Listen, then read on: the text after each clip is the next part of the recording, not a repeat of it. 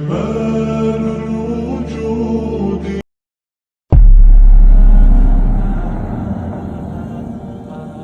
آغاز سابقہ امت مسلمہ کا شروع ہوا تقریباً 1300 قبل مسیح میں ایکسوڈس کے ساتھ.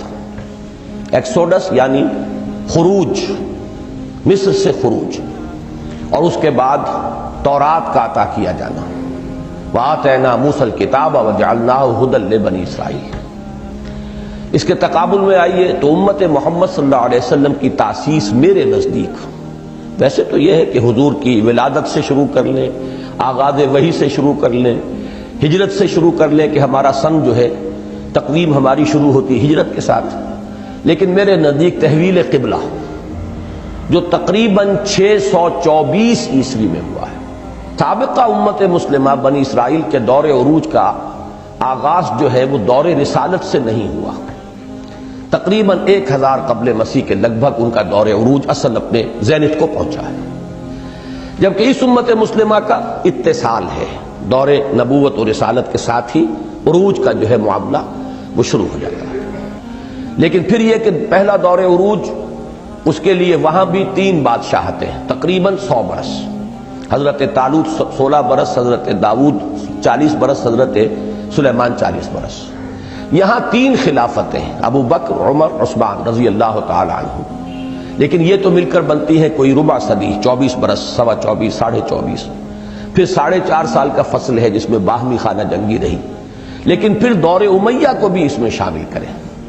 تو یہ تقریباً 120 برس ادھر بن جائیں گے، 130 برس، وہ بھی تقریباً 100 برس. یہ زینت ہے، وہ زینت ان کا، یہ زینت ان کا، ذروہ سنام عروج کی بھی چوٹی. اب تیسرا عنوان ہے زوال. وہاں وہ صدیاں تھیں 8ویں صدی، 7ویں صدی، 6ٹی صدی قبل مسیح. 300 برس ان کے زوال کے ہیں. لیکن جن میں واقعات اہم کیا ہے؟ اشوریوں کے ہاتھوں اسرائیل کی تباہی، نیبوکڈنیزر کے ہاتھوں یہودیہ کی تباہی اور یروشلم کی تباہی، ہیکل سلیمانی کا مسمار ہونا، 6 لاکھ یہودیوں کا قتل ہونا، 6 لاکھ کا کیپٹیو بن کر چلے جانا بیبیلونیا. ہمارے ہاں 11ویں صدی عیسوی، 12ویں صدی عیسوی، 13ویں صدی عیسوی، یہ 3 ہمارے زوال کے دور ہیں. ان میں اہم واقعات صلیبیوں کے ہاتھوں تباہی ایک بہت بڑے علاقے کی اور لاکھوں مسلمانوں کا قتل، اور یروشلم کی پھر حرمت کی پامالی، 88 برس تک مسلمانوں کے قبضے سے اس کا نکلے رہنا.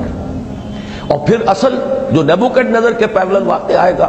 وہ ہے مشرق سے جو تباہی آئی تاتاریوں کے ہاتھوں، اور اس کا جو نقطہ عروج ہے 1258 عیسوی میں بغداد کی تباہی، خلافت بنی عباس کا خاتمہ، بلکہ یوں کہیے کہ عربوں کے دور عروج کا خاتمہ. دوسرا عروج وہاں وہ شروع ہوا حضرت عزیر علیہ السلام کی دعوت تجدید ایمان، توبہ، تجدید عہد،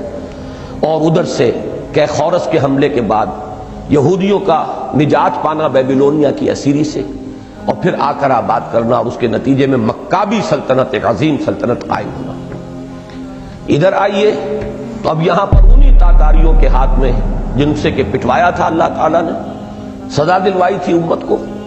انہی کے ہاتھ میں اللہ نے جھنڈا دے دیا ہے. آیا فتنہ تاتار کے افسانے سے، پاسباں مل گئے کعبے کو صنم خانے سے.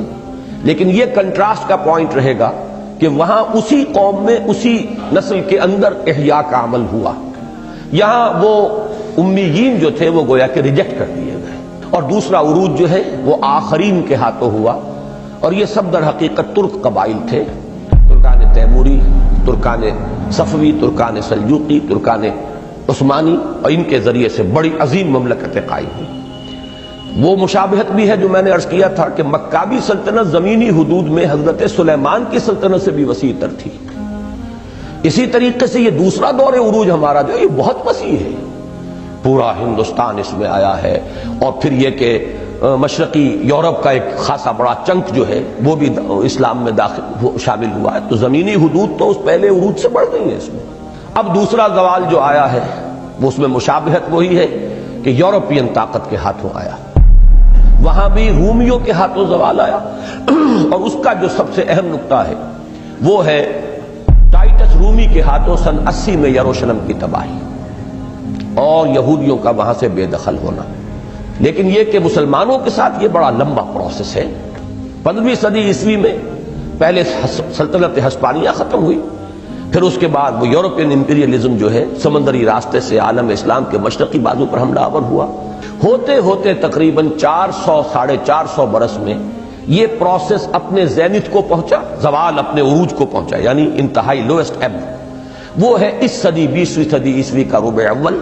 پہلی جنگ عظیم کے بعد سلطنت عثمانیہ نقشے سے ہی ختم ہو گئی، اس کا وجود ہی نہیں رہا. تو ترکی ایک چھوٹا سا ملک باقی رہ گیا اور حصے بکھرے ہو گئے. یوشک ان تداعی علیکم الامم، اس طرح قوموں نے ایک دوسرے کا دسترخوان سمجھا ہے، ایک دوسرے کو دعوت دی ہے کہ آئیے اور لقمہ ترہ کھائیے. پہلی سابقہ جو امت مسلمہ تھی اس کا زوال رومیوں کے اس تسلط کے بعد سے مسلسل جاری ہے، نیچے ہی نیچے جا رہے ہیں. عارضی طور پر اسرائیل کی مملکت کا قیام جو ہے یہ اس میں ایک عارضی سا فینومینن ہے، اور یہ در حقیقت تمہید ہے ان کی آخری تباہی کی، کہ پوری دنیا سے یہودیوں کو کھینچ کھینچ کر جیسے جھاڑو پھیر کر جمع کیا جاتا ہے، وہ ایک ملک کے اندر اللہ نے ایسے حالات پیدا کیے کہ وہ وہاں آئیں، اور پھر وہیں پر ان کی آخری تباہی ہو جائے گی مسلمانوں کے ہاتھوں اور اصلاً حضرت مسیح علیہ السلام کے ہاتھوں. انہی کا نزول ہوگا، وہی دوبارہ آئیں گے اس دنیا میں، اور اپنی امت جو ہے جس نے کہ ان کو مرتد واجب القتل قرار دیا تھا، اس کو آخری سزا جیسے دنیا کی دوسری قوموں کو ملتی رہی ہے، جو اس سزا استیصال، عذاب استیصال، وہ ان کا ابھی ججمنٹ ریزروڈ ہے، ہونا ہے. مسلمانوں کا اب یہ دور عروج شروع ہوا ہے، اور یہ تیسرا دور عروج چلے گا، کنٹینیو کرے گا. اس عروج میں اپس اینڈ ڈاؤنز آ سکتے ہیں، لیکن اپورڈ ٹرینڈ برقرار رہے گا تاکہ کہ وہ دور آ جائے کہ جس میں وہ عروج اس گلوبل ڈومینیشن کو پہنچ جائے جو در حقیقت تکمیل ہے مقصد بعثت محمدی کی صلی اللہ علیہ وسلم، اور اسی کے ساتھ در حقیقت آخری تباہی سابقہ امت مسلمہ کی ہونی ہے. اس وقت مسلمانوں کے جو امام ہوں گے، جو سربراہ ہوں گے، جو لیڈر ہوں گے، وہ جو کشمکش آخری ہو رہی ہوگی، اور اس میں پھر یہودیوں کی جنگ میں مسلمانوں کو پسپائی ہوگی، مسلسل شکستوں پر شکستیں کھائیں گے، نقصان اٹھائیں گے. پھر حضرت مسیح علیہ السلام کا نزول ہوگا، اور وہ اس وقت کے جو مسلمانوں کے قائد اور لیڈر ہوں گے، یہ بھی احادیث میں آتا ہے کہ وہ کہیں گے کہ روح اللہ آپ آگے بڑھیے، نماز پڑھائیے جب نماز کا وقت آئے گا. تو حضرت مسیح فرمائیں گے نہیں، امامکم منکم، تمہارا امام تمہیں میں سے ہوگا. چنانچہ اس وقت کے جو مسلمان امام ہوں گے امت مسلمہ کے، انہی کی امامت میں حضرت مسیح علیہ السلام بھی نماز ادا کریں گے.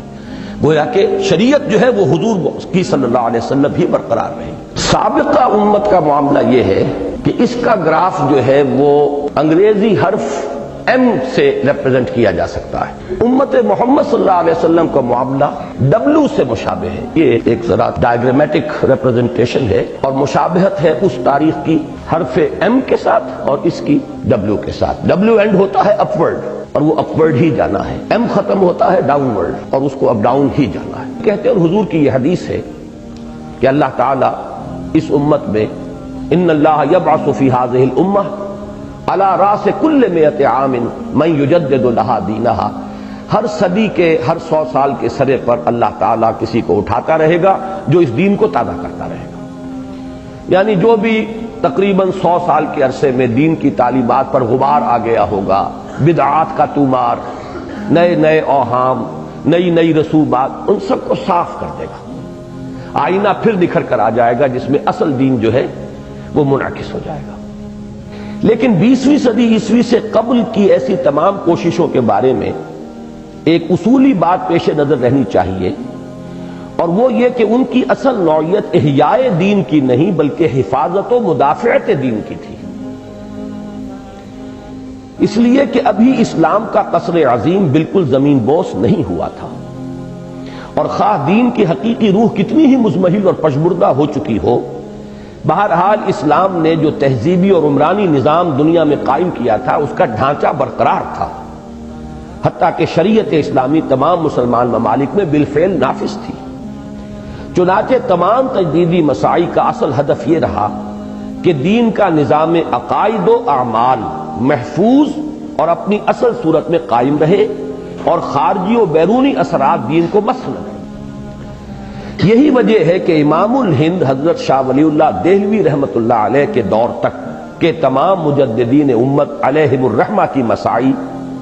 اکثر و بیشتر علم و فکر کے میدان ہی تک محدود رہیں،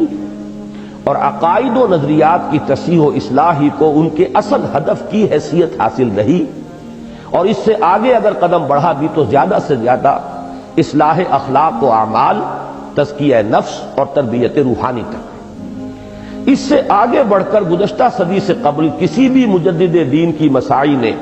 سیاسی یا عسکری تحریک کی صورت اختیار نہیں کی۔ یہی وجہ ہے کہ بعض لوگوں کو سابق مجددین کا تجدیدی کام جزوی نظر آیا، اور انہیں حیرت ہوتی ہے کہ امت مسلمہ کی 1400 سالہ تاریخ میں کوئی ایک بھی مجدد کامل پیدا نہیں ہوا۔ یہ فکر زیادہ تر پیدا ہوا ہے مولانا مودودی کی ایک کتاب کے نتیجے میں، تجدید و احیاء دین۔ تنقید کے لیے لازم ہے ہمدردی، یعنی آپ جس فرد پر تنقید کر رہے ہو پہلے اس کے لیے ہمدردی پیدا کریں، وہ کن حالات میں تھا، کیا اس کے لیے لیمیٹیشنز تھیں۔ جب تک آپ اسے اس کے ماحول میں رکھ کر نہیں دیکھیں گے، آپ اپنے ماحول کے اعتبار سے اس کو احساس کرنا شروع کر دیں گے تو بہت ہی آپ کا تلخ انداز ہو جائے گا۔ ہر شخص، ہر انسان جو ہے وہ خاص قسم کے ظروف و احوال میں کام کر رہا ہوتا ہے۔ اس کے کارنامے کو اگر آپ احساس کرنا چاہتے ہیں تو اس پرسپیکٹو میں رکھ کر احساس کیجیے، تب آپ کے سامنے صحیح تصویر آئے گی۔ ٹھیک ہے، اسلاف کو بت بھی نہیں بنا لینا چاہیے، یہ بھی نہیں ہے کہ وہ معبود ہو گئے ہیں، حالانکہ بات بالکل واضح اور سیدھی ہے کہ ابھی عمارت بالکل منہدم ہوئی ہی نہ تھی کہ بالکل نئی تعمیر کی حاجت ہوتی، بلکہ صرف شکستہ اور بوسیدہ ہوئی تھی، اور ضرورت ہی صرف جزوی اصلاح و استحکام کی تھی۔ اس کا ایک دوسرا سبب اور بھی ہے، عسکری تنظیمیں اور تحریکیں کیوں نہیں چلی؟ ایک سوال پیدا ہوتا ہے نا کہ یہ آخر جب خلافت کا نظام جو اصل تھا وہ جب ختم ہو گیا اور ملوکیت آ گئی، تو کیوں نہیں پھر خلافت کی تجدید اور احیاء کے لیے اور اس کو دوبارہ ریسٹور کرنے کے لیے کیوں نہیں میدان میں آئے؟ اس کا ایک اہم سبب یہ تھا کہ نبی اکرم صلی اللہ علیہ وسلم نے مسلمان حکمرانوں کے خلاف خروج یعنی مسلح بغاوت پر نہایت سخت بندشیں عائد فرما دی تھی، اور جب تک ان کے ہاتھوں شریعت اسلامی کا نفاذ ہو رہا تھا، کفر کی ترویج و تنفیذ نہیں ہو رہی تھی، ان کے ذاتی فسق اور فجور اور ظلم و جور کے باوجود ان کے خلاف مسلح بغاوت ممکن نہ تھی۔ یہی وجہ ہے کہ جیسے ہی یہ صورتحال تبدیل ہوئی اور حکومت مسلمانوں کے ہاتھوں سے نکل کر غیر مسلم اقوام کے ہاتھوں میں آئی، دفعتاً ان مساعی میں عسکریت بھی پیدا ہو گئی، جس کی نمایاں ترین، جس کی نہایت شاندار اور تابناک مثال خانوادہ ولی اللہ ہی کے زیر اثر برپا ہونے والی تحریک شہیدین ہے۔ اس میں یہ نوٹ کر لیں کہ ہمارے ہاں دو نقطۂ نظر اس میں مختلف ہیں۔ وہ جو میں نے عرض کیا تھا کہ ایک اصحاب الرائے یا اصحاب قیاس اور دوسرے اصحاب الحدیث، یہ در حقیقت فقہ ہی کے دو ایسپیکٹس ہیں۔ تو اصحاب الحدیث نے تو ان احادیث کو بہت زیادہ اہمیت دی ہے، اور کسی بھی شکل میں کسی مسلمان حکمران کے خلاف بغاوت جو ہے اس کو تقریباً رول آؤٹ کر دیا ہے۔ لیکن اصحاب الرائے یا اصحاب قیاس میں جو چوٹی کی شخصیت ہے امام ابو حنیفہ رحمۃ اللہ علیہ، انہوں نے اجازت دی۔ ان کا جملہ یہ ہے کہ نہی عن المنکر اگر زبانی جو ہے وہ مؤثر نہ ہو رہی ہو مسلمان حکمران پر، فبالسیف، تو اس کے بعد وہ تلوار کے ذریعے سے بھی ہو سکتی ہے۔ اگرچہ انہوں نے بھی شرط یہ عائد کی ہے کہ اتنی طاقت ہو جانی چاہیے کہ کامیابی یقینی ہو، نہ ہو سکے بات دوسری ہے، لیکن آپ کی اسیسمنٹ یہ ہو کہ اب ہمارے پاس اتنی طاقت ہے کہ ہم مسلح بغاوت کر کے کامیاب ہو سکتے ہیں۔ حکومت انتظامی ادارہ ہے ریاست کا، اور شہری جو ہوتے ہیں وہ وفادار ریاست کے ہوتے ہیں، حکومت کے نہیں ہوتے، کہ چونکہ ابھی وہ فرق نہیں تھا ریاست اور حکومت کے مابین، لہذا اگر مسلمان حاکم کے خلاف حکومت کی اصلاح کے لیے کھڑے ہوتے تھے تو وہ باغی شمار ہو جاتے تھے۔ یہی وجہ ہے کہ جب 2-3 تجربے ہو گئے تو پھر صلحائے امت نے اس کو تو چھوڑ دیا، ریکنسائل کیا۔ اس 20ویں صدی کے آغاز میں ہوا کہ ملت اسلامی کا بوسیدہ قصر گویا دفعتاً زمین پر آ رہا، اور اسلام اور مسلمان دونوں اپنے زوال و انحطاط کی آخری حدوں کو پہنچ گئے۔ تو یوں سمجھیے کہ اسلام کا معاملہ جو ہوا ہے وہ تو تدریجاً 1400 برس میں، 1300 برس میں، 1200 برس میں یہاں تک پہنچا۔ امت مسلمہ کے اتار چڑھاؤ جو ہے وہ پہاڑی راستے کے مانند ہے، پہاڑی راستے میں تو اتار چڑھاؤ پھر اتار۔ تو اس طریقے سے امت مسلمہ 2 عروج 2 زوال سے دوچار ہو کر پہنچی، اور اسلام تدریجاً گرتے گرتے یہ دونوں کوئنسائیڈ کر گئے ہیں آ کر اس صدی میں، کہ دونوں چیزیں جو ہے اپنے زوال کی انتہا کو پہنچ گئی، بلکہ پچھلی صدی میں پہنچ چکے تھے۔ اور ایک طرف کروڑوں کی تعداد میں ہونے کے باوجود مسلمانوں کی حالت حدیث نبوی کے الفاظ کے مطابق غصاء السیل یعنی سیلاب کے جھاگ سے زیادہ نہ رہی، اور دوسری طرف اسلام اور قرآن دونوں بھی حضور صلی اللہ علیہ وسلم کے الفاظ کے مطابق اس حال کو پہنچ گئے کہ لا یبقى من الاسلام الا اسمہ ولا یبقى من القرآن الا رسمہ، لہذا قانون فطرت کے عین مطابق احیاء کا ہمہ جہتی عمل بھی شروع ہو گیا۔ اب احیائی عمل کے بارے میں بھی بعض بنیادی حقائق ذہن نشین رہنے چاہیے، مثلا ایک یہ کہ یہ کوئی سادہ اور بسیط عمل نہیں ہے، بلکہ اس کے متعدد گوشے ہیں جن میں سے ہر ایک میں اولو العزم افراد اور جماعتیں برسر کار ہیں، جو بظاہر ایک دوسرے سے جدا اور مختلف بلکہ بعض پہلوؤں کے اعتبار سے متضاد ہونے کے باوجود اس وسیع تر احیائی عمل کے اعتبار سے ایک دوسرے کے لیے باعث تقویت ہے۔ بعض تحریکیں ہو سکتا ہے کہ بالکل متضاد ہوں، اس کی میں مثال دے رہا ہوں کہ تبلیغی جماعت کی تحریک اور جماعت اسلامی کی تحریک بالکل متضاد ہے۔ ایک انتہائی منظم اور اس کی تنظیم کا جو ہے نقشہ وہ دفتری بھی ہے اور اس میں سرکولرز بھی ہیں اور دفاتر ہیں اور سب کچھ ہے، ایک وہ ہے کہ جن کے ہاں سرے سے کوئی اس کا دور دور کہیں گزر ہی نہیں۔ ادھر یہ ہے کہ فلسفہ، فکر، دلائل، براہین، ادھر جو ہے نہیں، تقوی، عمل، دین، عبادت، زہد، ذکر، اس پر زور ہے۔ وہ سیاست میں نہ صرف داخل ہوئے بلکہ ہمتن سیاست بن گئے،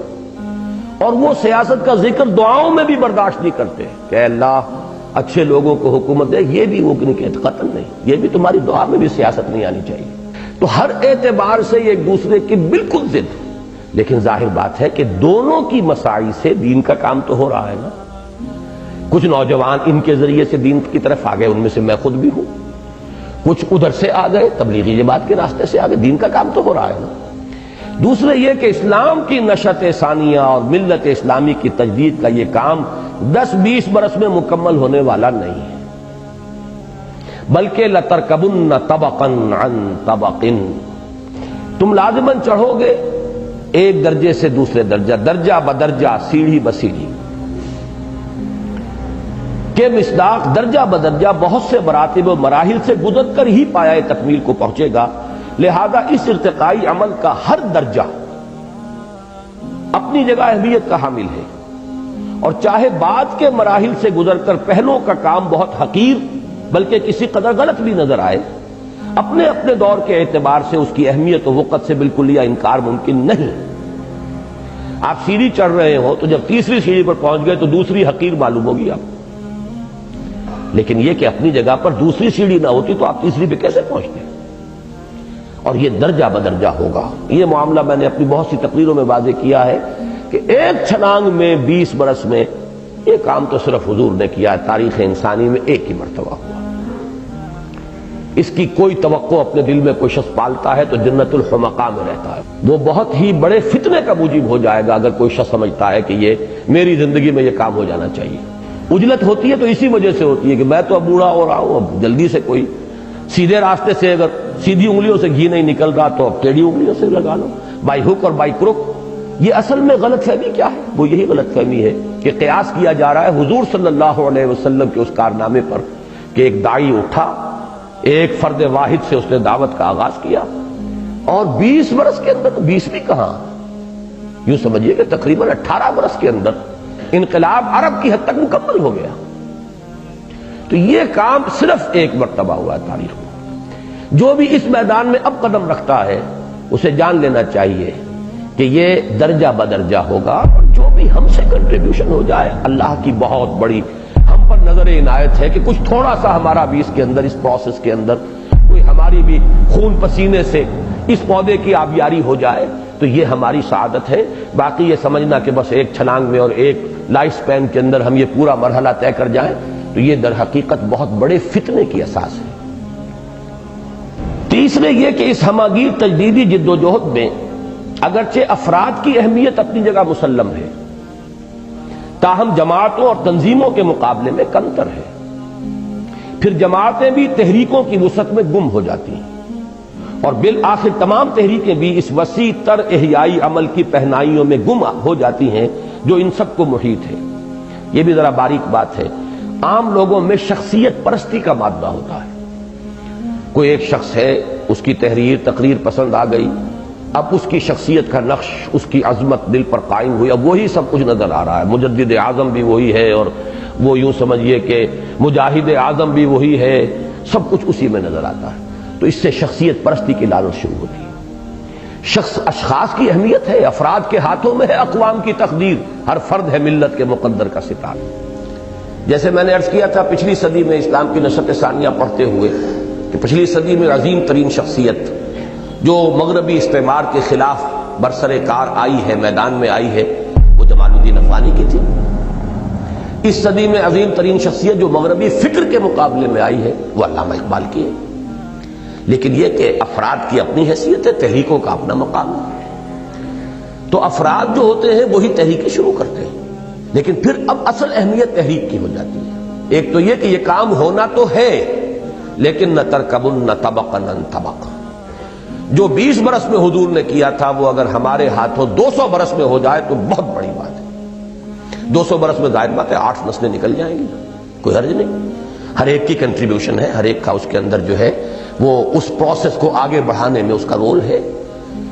دوسرے یہ کہ ایک ہی وقت میں بھی بہت سی تحریکیں ہوتی ہیں، بظاہر مختلف، بلکہ مخالف بھی ہو، بہت سے اعتبارات سے متضاد ہوں، لیکن ذہن کو وسیع رکھنا چاہیے کہ یہ سب اس احیائی عمل کے اندر کہیں نہ کسی محاذ پر، کسی گوشے میں یہ بھی کام کر رہے ہیں۔ اور تیسرے یہ کہ افراد،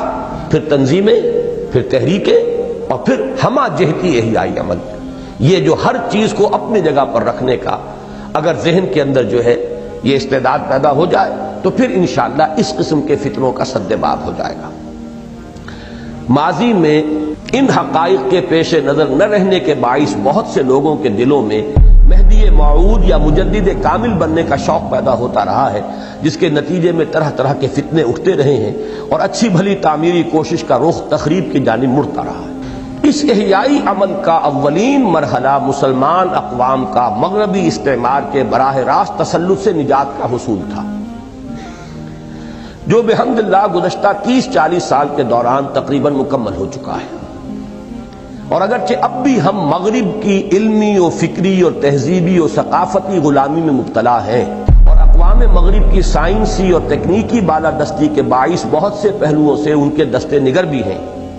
تاہم خدا کا شکر ہے کہ قضیہ فلسطین سے قطع نظر اور صرف کشمیر اور ایریٹریا کے علاوہ پورے کرۂ ارضی پر مسلم اکثریت کا کوئی علاقہ براہ راست غلامی و محکومی کی لعنت میں گرفتار نہیں رہا۔ وہ جو ویسٹرن امپیریلزم کا جو عسکری اور براہ راست جو غلامی کا معاملہ تھا وہ دور ختم ہو گیا۔ یہ پہلا فیز ہے اس احیائی عمل کا۔ اس میں ذرا اضافہ کر لیجئے کہ تقریباً 5 کروڑ مسلمان وہ اب بھی روس کے استعمار کے پنجے میں ہیں، لیکن ان کی جو ہے تقریباً 70 برس کے اندر اتنی برین واشنگ ہو چکی ہے کہ ان کی اکثریت کو اپنے مسلمان ہونے کا احساس بھی نہیں۔ حالانکہ میں حیران ہوں کہ ہمیں یہ امید تھی اور بہت سے لوگوں نے اس کی خبریں دی تھیں، امید پیدا کر دی تھی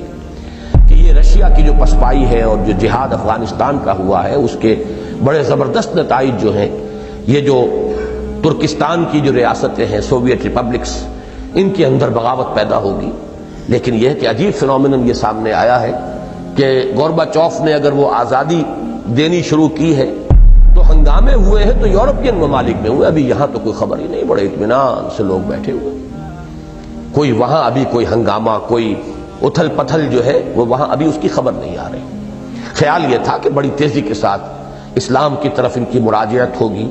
اور مجاہدین کے جو کانٹیکٹس ہیں وہاں پر، قرآن مجید کے بہت سے نسخے وہاں پہنچ گئے ہیں، ایک طرح سے احیاء اسلام وہاں ہو رہا ہے، لیکن تاحال واقعات کی طرف سے ان امیدوں اور توقعات کی توثیق نہیں ہو سکی۔ بہرحال یہ علاقے رہ گئے ہیں، باقی یہ کہ تمام عالم اسلام جو براہ راست غلامی کا معاملہ تھا اس سے آزادی حاصل کر چکا۔ خالص اصولی اور نظریاتی اور تصوریت پسندانہ آئیڈیالسٹک نقطہ نظر سے تو مسلمان اقوام کی اصطلاح ہی قطعاً غلط ہے۔ یہ وہی بات جو علامہ اقبال کے حوالے سے میں کہہ چکا ہوں کہ ایک طرف تو قوموں کی نفی ہے، مسلمان تو ایک امت واحدہ ہے، لیکن یہ کہ واقعہ اگر ہم دیکھیں تو بہت سی قومیں ہیں، امت تو موجود ہی نہیں۔ اب تو امت کی مرکزیت کا کوئی سمبل اور نشان بھی باقی نہیں رہا۔ 65 برس ہو گئے 1924 کے بعد سے 1989 تک کہ کوئی نشان بھی موجود نہیں ہے، کوئی سمبل بھی، کوئی علامت بھی مسلمانوں کی مرکزیت کی۔ اس لیے کہ از روئے قرآن و حدیث مسلمانوں کی حیثیت ایک جماعت یا امت یا حزب کی ہے، نہ کہ قوم کی، اور وہ ایک ناقابل تقسیم وحدت ملی میں منسلک ہے جس میں تعدد و تکثر کا امکان ہی موجود نہیں کہ اقوام کا لفظ صحیح قرار دیا جا سکے۔ مسلمان اقوام، یہ اصطلاح ہی غلط ہے بنیادی طور پر اصولی اعتبار سے، لیکن واقعیت پسندانہ یعنی ریئلسٹک نقطہ نظر سے دیکھا جائے تو حقیقت یہ ہے کہ مسلمانوں نے ایک جماعت یا امت یا حزب کا کردار کو بہت پہلے ترک کر دیا تھا اور بالفعل ایک قوم ہی کی حیثیت اختیار کر لی تھی۔ البتہ وحدت ملی کا تصور اس صدی کے آغاز تک برقرار تھا کہ ایک قوم ہے ہم، لیکن جیسا کہ ہم پہلے عرض کر چکے ہیں، اس صدی کے ربع اول کے دوران مغربی استعمار کی ہتھ کنڈوں نے اسے بھی ختم کر کے رکھ دیا، اور اس وقت فی الواقع روئے ارضی پر کوئی ایک امت مسلمہ آباد نہیں ہے بلکہ بہت سی مسلمان اقوام آباد ہیں۔ اسی طرح خالص تصوریت پسندانہ نقطہ نظر سے دیکھا جائے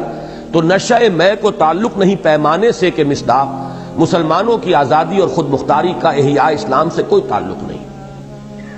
لیکن واقعیت پسندانہ نگاہ سے دیکھیے تو مستقبل کے بارے میں تو کچھ نہیں کہا جا سکتا۔ ہو سکتا ہے کہ اللہ تعالیٰ اپنے دین کی علمبرداری کی سعادت کسی بالکل ہی نئی قوم کے حوالے فرما دے اور یستبدل قومن غیرکم کی شان دوبارہ ظاہر ہو، لیکن بحالات موجودہ تو کہیں ممکن ہے کہ ساقی نہ رہے جام رہے کہ مصداق اسلام کا مستقبل موجودہ مسلمان اقوام ہی کے ساتھ وابستہ ہے اور دونوں باہم لازم و ملزوم کی حیثیت رکھتے ہیں۔ اندری حالات مسلمان اقوام کا آزادی و خود اختیاری کی نعمت سے ہمکنار ہونا یقیناً احیاء اسلام ہی کے سلسلے کی ایک کڑی ہے، اور جن تحریکوں کے ذریعے یہ مشکل مرحلہ سر ہوا ہے ان کی سعی بھی اسلام کی نشأت ثانیہ ہی کی جد و جہد کا جز قرار پائے گی۔ رہا یہ شبہ کہ ان میں سے اکثر کے قائدین اور زعماء کا دین و مذہب کے ساتھ کوئی واقعی اور عملی تعلق نہ تھا۔ اب قائد اعظم بھی ایک شریف انسان، ایک بااصول انسان، با کردار انسان، سب کچھ آپ کہہ لیں، لیکن بہرحال کوئی مذہبی آدمی تو نہیں تھے۔ ادھر جائیے انڈونیشیا میں سیکارنو صاحب تو خیر ایک شے دیگر تھے، وہ تو ناچتے تھے، ڈانس کرتے تھے کھلم کھلا، وہ تو مغربی تہذیب کے اندر اثرتا پا غرق۔ اور دوسری انتہا پر جائیے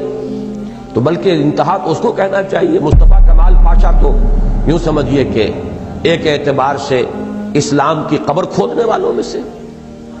لیکن یہ کہ میں جو آپ سے عرض کر رہا ہوں وہ یہ ہے کہ اگر آپ اس ریئلزم کو سامنے رکھیں کہ مسلمان قوموں کا آزادی کا پروسیس جو ہے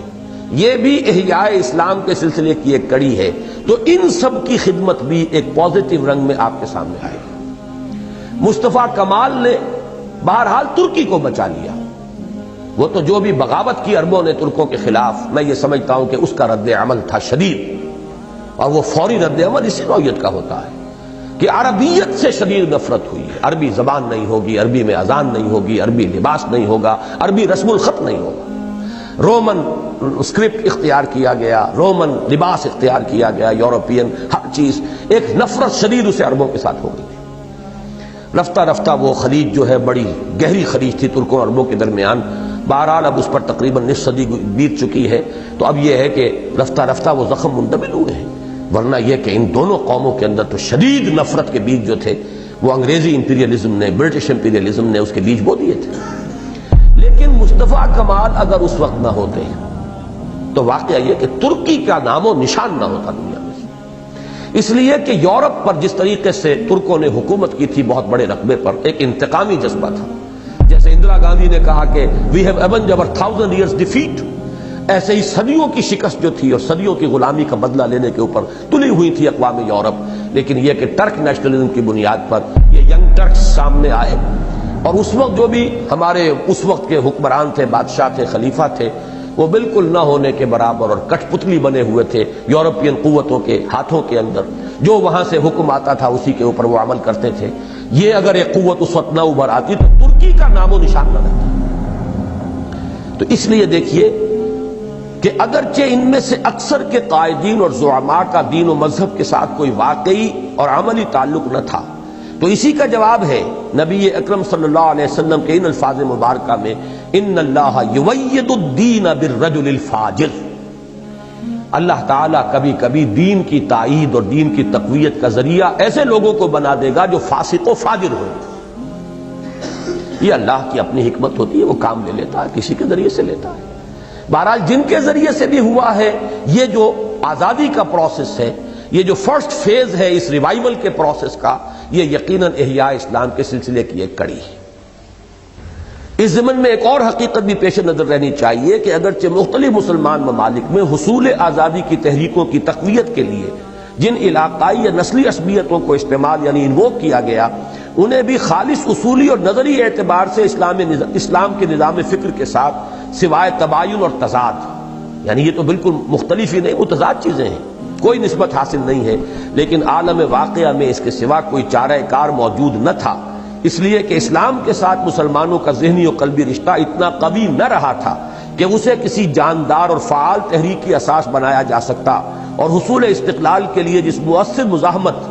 یعنی ایفیکٹو ریزسٹنس کی ضرورت ہوتی ہے، اس کی بنیاد خیالی یا جذباتی نہیں بلکہ حقیقی اور واقعی اساسات، کانکریٹ گراؤنڈ ہی پر رکھی جا سکتی ہے۔ واقعہ یہ ہے کہ اگر ترک نیشنلزم کا جذبہ فوری طور پر بیدار نہ ہو گیا ہوتا تو شاید آج ترکی کا نام و نشان بھی صفحہ ارضی پر موجود نہ ہوتا۔ اسی طرح اسلام سے جتنا کچھ حقیقی اور واقعی تعلق اس وقت مسلمانان عرب کو ہے، وہ کسے معلوم نہیں۔ اندری حالات عرب نیشنلزم ہی یورپ کی سامراج کے چنگل سے نکلنے کی جد و جہد کے لیے واحد موجود دی اونلی اویلیبل بنیاد بن سکتا تھا، اور ایک وقتی ضرورت اور دفاعی تدبیر کی حد تک اس کے استعمال میں کوئی قباحت بھی نہیں ہے، بشرطے کہ اسے نظام فکر کی مستقل اساس کے طور پر قبول نہ کر لیا جائے، اور حصول آزادی کے عبوری مقصد کی تکمیل کے بعد صحیح اسلامی فکر اور وحدت ملی کے شعور و احساس کو اجاگر کیا جائے۔ اسی اصول پر تھا اصل میں انڈین نیشنلزم کا وہ نظریہ جو ہندوستان میں ایک بہت بڑی مذہبی قوت جمعیت علماء ہند نے اختیار کیا تھا کہ اس وقت انگریز کو یہاں سے دفع کرنے کے لیے اور نکالنے کے لیے ہمیں ہندو کے ساتھ متحد ہو کر جب تک کہ ہم جد و جہد نہیں کریں گے، انگریز ہمارا پیچھا نہیں چھوڑے۔ انگریز کی دشمنی اتنی شدید تھی ان کے اندر، اور ان کو اندازہ تھا کہ کس طریقے سے اس انگریز نے، اور ہندوستان کی حکومتی اصل میں بنیاد بنی ہوئی ہے، انہیں معلوم تھا ہندوستان سے اگر انگریز کے اقتدار کا بستر طے ہو گیا تو یہ پورا عالم اسلام جو ہے آزاد ہو جائے گا۔ جب تک یہاں ان کی حکومت قائم ہے، یہ پورا کا پورا درمیانی علاقہ جو ہے اس کے اوپر بھی ان کا تسلط اور اقتدار باقی رہے گا۔ لہذا انہوں نے ایک دفاعی تدبیر کے طور پر ہندوؤں کے ساتھ اتحاد کر کے انگریز کے خلاف ریزسٹنس موومنٹ کے لیے جو وقتی طور پر ایک متحدہ قومیت کا تصور جو ہے اس کو اختیار کیا، میرے نزدیک وہ بھی اسی قبیل کی شے ہے۔ چنانچہ پڑھ لیجئے، چنانچہ جمعیت علماء ہند کی سیاسی جد و جہد اسی اصول پر مبنی تھی، بلکہ مولانا حسین احمد مدنی رحمۃ اللہ علیہ نے اپنی خود نوشت سوانح حیات یعنی نقش حیات اس کا نام ہے، اس میں تو ثابت کیا ہے کہ خود مجاہد کبیر حضرت سید احمد بریلوی رحمۃ اللہ علیہ مسلمانان پنجاب کو سکھا شاہی سے نجات دلانے کے بعد اسی اساس پر انگریزوں کے خلاف تحریک چلانے کا ارادہ رکھتے تھے۔ مولانا مدنی رحمۃ اللہ علیہ نے نقش حیات میں خطوط شائع کر دیے ہیں حضرت سید احمد بریلوی رحمۃ اللہ علیہ کے، جو انہوں نے ہندوستان میں جو ہندو راجے مہاراجے تھے انہیں لکھے تھے، اور اس میں واضح طور پر یہ الفاظ تھے کہ ہم ہندو اور مسلمان اس ملک میں صلح و آشتی کے ساتھ رہ رہے تھے، لیکن ایک باہر سے یہ قوم آئی ہے، اس نے ہم پر حکومت کی ہے، ہمیں جو ہے غلام بنایا ہے، اب ہمیں متحد ہو کر اس قوت کو باہر نکالنا ہے۔ نقشہ ان کا یہ تھا کہ انہوں نے محاذ جو ہے اپنے لیے ابتدائی اسٹرگل کا، وہ یہ سرحد کا اس لیے اختیار کیا کہ اس کا ہنٹر لینڈ جو ہے پچھلا علاقہ وہ تمام عالم اسلام کا ہے، وہاں سے مدد ملتی رہے گی، اور سکھوں نے انتہائی چونکہ مظالم ڈھائے ہوئے تھے مسلمانوں پر، پہلے اس سکھا شاہی سے اور سکھا گردی سے مسلمانان سرحد بھی اور مسلمانان پنجاب بھی، پہلے ان کو نجات دلائی جائے، اس کے بعد یہاں سے یہ ایڈوانس کرے یہ پروسیس، اور پھر انگریز کو دھکیل کر خلیج بنگال کے اندر یا بحر ہند کے اندر غرق کیا جائے۔ اس پس منظر میں دیکھیے تو تحریک پاکستان کا معاملہ بالکل منفرد نظر آتا ہے۔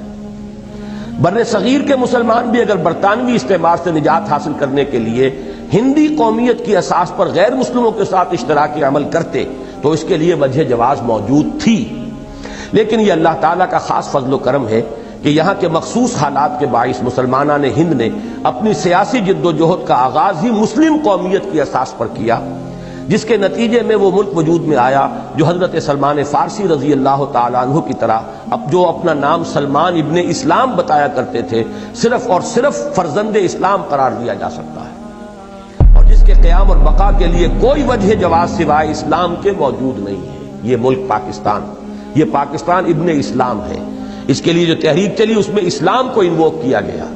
پورے اس عالم ارضی میں، پورے عالم اسلام میں کہیں بھی آزادی کی تحریک میں اسلام کا نعرہ بھی نہیں لگا، انووک ہی نہیں کیا گیا۔ قومیتیں، مقامی قومیتیں، عرب نیشنلزم، ترک نیشنلزم، مختلف نیشنلزم، لیکن یہ ہے کہ یہاں جو تحریک پاکستان چلی ہے اس کے اندر نعرہ تھا پاکستان کا مطلب کیا؟ لا الہ الا اللہ۔ یہ ایک خصوصی بات ہے، اہم بات ہے جو نمایاں کرتی ہے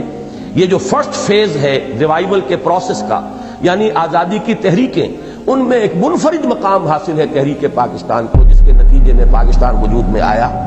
گویا پاکستان خاص ہے ترکیب میں قوم رسول ہاشمی کے مصداق، اپنی پیدائش یعنی جینیسس اور حیت ترکیبی کے اعتبار سے تمام مسلمان ممالک سے ایک قدم آگے ہے، اور دوسروں کو قبائل ہو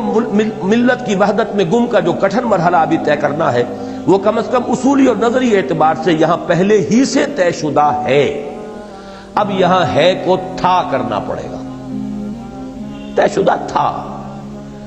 اب تو قدا بشکست تو ساقی نہ مان، اب تو وہ قومیتیں اور عصبیتیں اور مقامی اور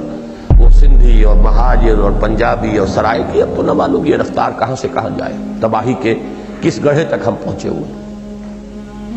مسلمانان ہند کی سیاسی جد و جہد کو اس رخ پر ڈالنے والے اسباب و عوامل میں سلبی اور منفی طور پر سب سے زیادہ دخل ہندوؤں کی روایتی تنگ نظری اور تنگ دلی، اور اس سے بھی بڑھ کر مسلمانوں سے اپنی 1000 سالہ شکست کا انتقام لینے کے اس جذبے کو حاصل ہے جو ان کے سینوں میں کھولتے ہوئے لاوے کی طرح پک رہا تھا۔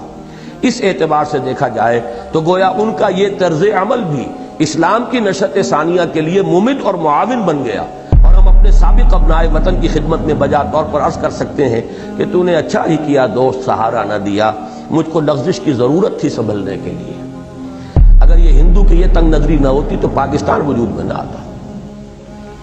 اور ایک یونائٹڈ انڈیا ایک دفعہ وجود میں آ جاتا تو پھر ہندو کا جو بھی تہذیبی غلبہ اس پر ہوتا، اس کے بعد ممکن نہیں تھا کہ یہاں اسلام کے احیاء کے لیے کم سے کم فورسیبل فیوچر کے اندر کوئی تحریک اٹھ سکتی۔ تو گویا کہ جیسے کہ میں نے کئی مرتبہ کہا ہے، پاکستان کے بنانے کا کریڈٹ جو ہے وہ کچھ پنڈت نہرو کو بھی جاتا ہے۔